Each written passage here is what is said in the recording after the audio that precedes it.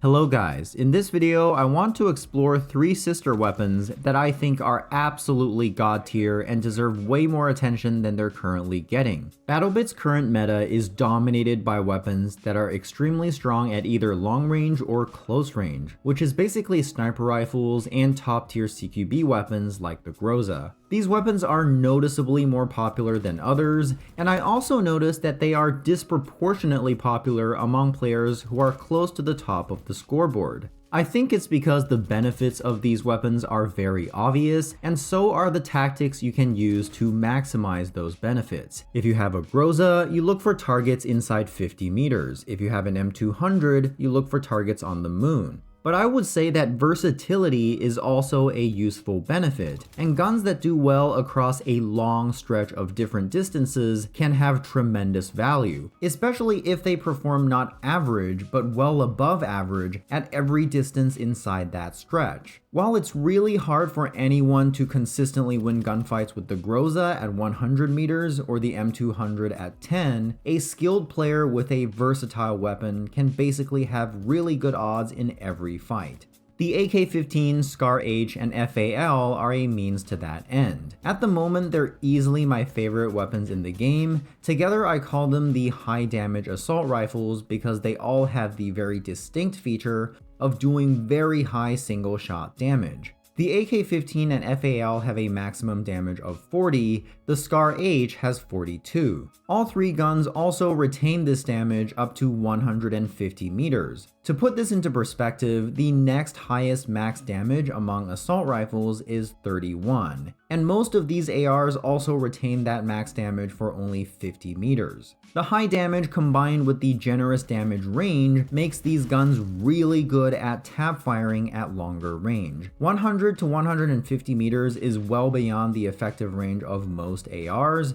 For an M4, 100 meters is basically hit marker hell. Most targets at this distance are going to successfully bunny hop into nearby cover before they can go down to an M4, unless they had incredibly low health to begin with. The high damage ARs, however, are perfectly functional at this range. They basically are honorary DMRs while also retaining the ability to hose people in CQB. In exchange, the only downside that really exists with these 3 guns is the high horizontal recoil. The guns do have what is in fact beyond proportionately higher horizontal recoil than other ARs for the extra damage they do. Compared to most other ARs, they have well over twice the horizontal recoil per shot, even though the shots only do 30 to 50% more damage. This makes them harder to use, but it can be mitigated by attachments and practice, and more importantly, that's basically the end of the list. They don't really have any other real downsides. On the surface, it looks like that the high damage ARs have a lot of downsides because the stat board from the game menu shows that for a lot of individual stats, these 3 guns have vastly inferior values compared to others. But in context, none of those stats actually translate into weakness. For example, the AK-15 and SCAR-H have a rate of fire of 500 RPM and 540 RPM respectively, which is much lower than the low damage ARs, whose rates of fire are all around 700 RPM. But those ARs also do less damage and take more shots to kill. When you start looking at composite stats that take into account both damage and rate of fire, you start to realize that these weapons lose less firepower from their low rate of fire than they gain from their high damage. For the AK-15 and SCAR-H, their damage output over time are actually on the high side. When we start looking at time to kill at 100 HP, the AK-15 and SCAR are actually really good. And yes, the FAL is just off the charts with both stats, but that's because it does the 40 damage while firing at 650 RPM, which is actually closer to the assault rifle average than its 2 sister weapons. The catch being, of course, that it's a very high level unlock. This chart shows that the overall distribution of time to kill values at different health levels also really favors the high damage ARs, which alternate between killing much faster and slightly slower than other assault rifles. The other downside people might assume these weapons have is ammo supply, because they come with 20 round mags as opposed to the usual 30 round mags, which is again not really true. The mags might be smaller, but the bullets inside them do higher damage, so these guns aren't actually any more ammo constrained than other ARs. When we look at the actual damage capacity of the mag, the FAL and SCAR actually retain 89 and 93% the damage per mag of the M4. So the M4 holds slightly more damage in its 30 round mags, but it's nowhere near 50% more damage even though it's 50% more rounds. Meanwhile, the AK-15 with its 24 round mag actually holds more damage in each mag than the M4. They don't fall behind in terms of reload speed either. The AK and SCAR have average reload times. The FAL actually reloads much faster than average. The way to run these guns that I found to be particularly valuable is with a 4x scope plus a reflex sight on top. I changed the keybind for switching sights from the middle mouse button to one of my mouse side buttons so that I can actually press it without taking my index finger off the trigger. And I switch between the two sights depending on whether I want to tap fire at range or hose people up close. This setup is super effective. It lets me confidently take on anybody from point blank range to 150 meters, knowing that my gun performs anywhere from great to at least above average across that entire stretch of distance. Tap firing with these are especially underrated. Up to 150 meters, it's a 3-shot kill at 100 HP, or a 2-shot kill if you mix in just one headshot.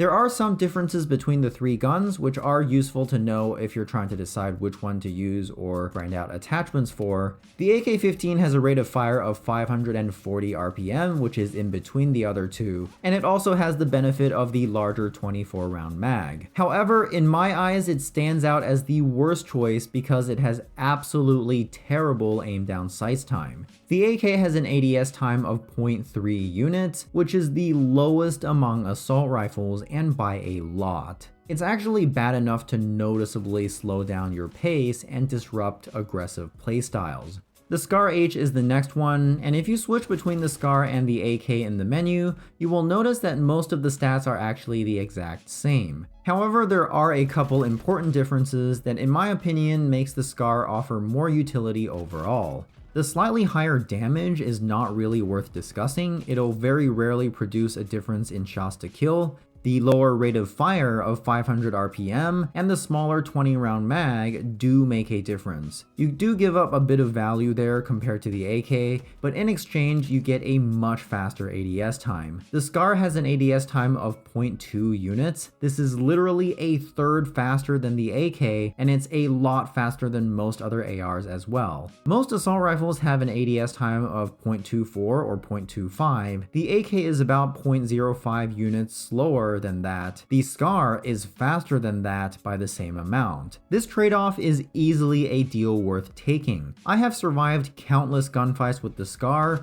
where I know I would have died if I was using an AK instead because of this specific reason. The FAL is the last one, and it's kind of a special weapon overall because the developers clearly tried to make it overpowered on purpose as a reward for such a high level unlock. The FAL has a lower bullet velocity compared to the SCAR and AK, but in exchange it fires way faster at 650 RPM, which makes it kill insanely fast. The FAL has the highest damage output over time among ARs and is the fastest killing at most health amounts, including 100 health. I said earlier that the reason why I love these high damage ARs so much is because they can work like a DMR at range while still being able to compete up close against CQB weapons. The FAL actually outright beats most CQB weapons. As a bonus, it also has a faster reload than the SCAR and AK and a higher run speed. And as an extra bonus, the FAL also has a unique 15 round mag that massively increases running speed. With this attachment, you run faster with the FAL than with any SMG.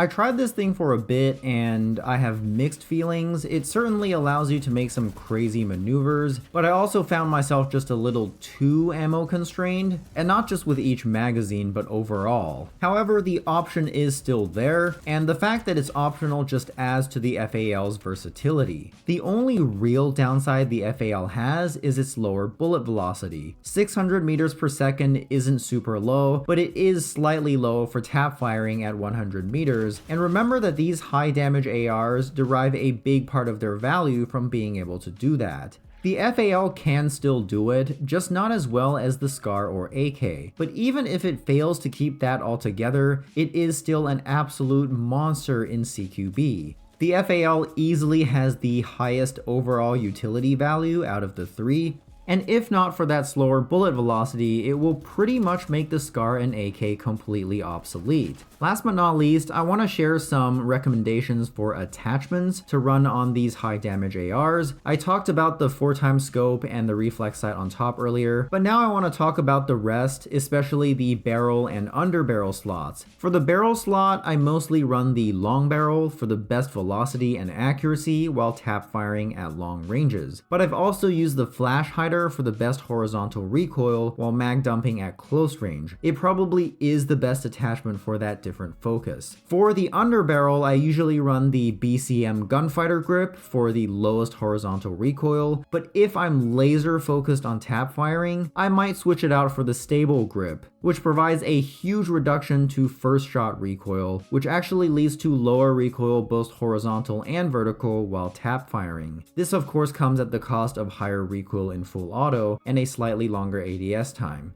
Lastly, I also found it very helpful to run the rangefinder in the side rail slot. Most people use the rangefinder only to zero their scope when sniping at extremely long range, but I found another use case for it that's arguably way more valuable. Since all weapon damage curves in BattleBit are visible in the menus, the rangefinder allows me to use this knowledge to specifically look for engagements where my weapon has the upper hand. This is particularly helpful with the high damage ARs, which are most uncontested between 75 and 150 meters, where nearly all other weapons have begun losing damage, but they are still doing the full damage. That specific gap of distance is pretty hard to find with just your eyes, but the rangefinder obviously makes that easy. On the flip side, running the rangefinder decreases the control stat, but I still have not figured out what control even does. It doesn't seem to be aim sway. I've tested this using high zoom optics on sniper rifles, which would have made it obvious if that was the case. Whatever it affects, it's probably not very important considering that I haven't noticed it for this long, and neither have other players I've spoken to. That's all I have to say about the high damage ARs. If you liked the video, please hit the like button and let me know what you think about these weapons in the comments below. Thanks for watching.